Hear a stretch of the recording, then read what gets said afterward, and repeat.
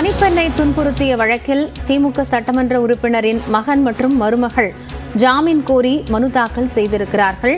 கூடுதல் விவரங்களோடு நீதிமன்ற செய்தியாளர் மதன் இணைகிறார். அவரோடு பேசலாம்.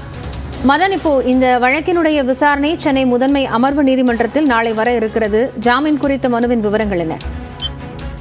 அதாவது தன்னுடைய வீட்டில் பணியாற்றிய அந்த பெண்ணை துன்புறுத்தியதாக பல்லாவரம் தொகுதி திமுக எம்எல்ஏ கருணாநிதி அவருடைய மகன் ஆண்டோ மதிவாணன் மற்றும் அவருடைய மனைவி மெர்லினா ஆகியோர் மீது ஏற்கனவே இந்திய தண்டனை சட்டம் வன்கொடுமை தடுப்பு சட்டத்தில் வழக்கு பதிவு செய்யப்பட்டது.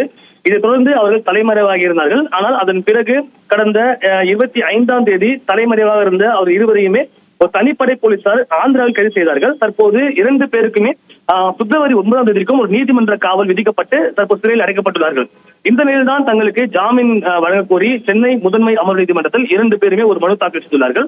அந்த மனுவை பார்க்கும்போது அந்த பணிப்பெண்ணை தாங்கள் துன்புறுத்தியதாகவும் தாக்கியதாகவும் கூறப்படும் அனைத்து குற்றச்சாட்டுகளுமே பொய்யானவை என்று தெரிவித்துள்ளார்கள். அது மட்டும் இல்லாமல் அந்த பெண்ணை தங்களுடைய குடும்ப உறுப்பினர் போல நடத்தியதாகவும் அவரை கல்லூரியில் சேர்த்து அதற்கான அந்த கட்டணத்தை கூட தாங்களே செலுத்தியதாகவும் தங்கள் மீதான அந்த குற்றச்சாட்டுகள் அனைத்துமே பொய் என்பதால் தங்களுக்கு ஜாமீன் வழங்க வேண்டும், நீதிமன்றம் விதிக்கும் அந்த நிபந்தனை தாங்கள் ஏற்றுக்கொள்வதாக ஒரு விஷயம் தெரிவித்துள்ளார்கள். இந்த மனுதான் நாளை சென்னை முதன்மை அமர்வு நீதிமன்ற நீதிபதி அல்லி முன்பு விசாரணைக்கு வர உள்ளது. ஓகே மதன், விவரங்களை வழங்கியமைக்காக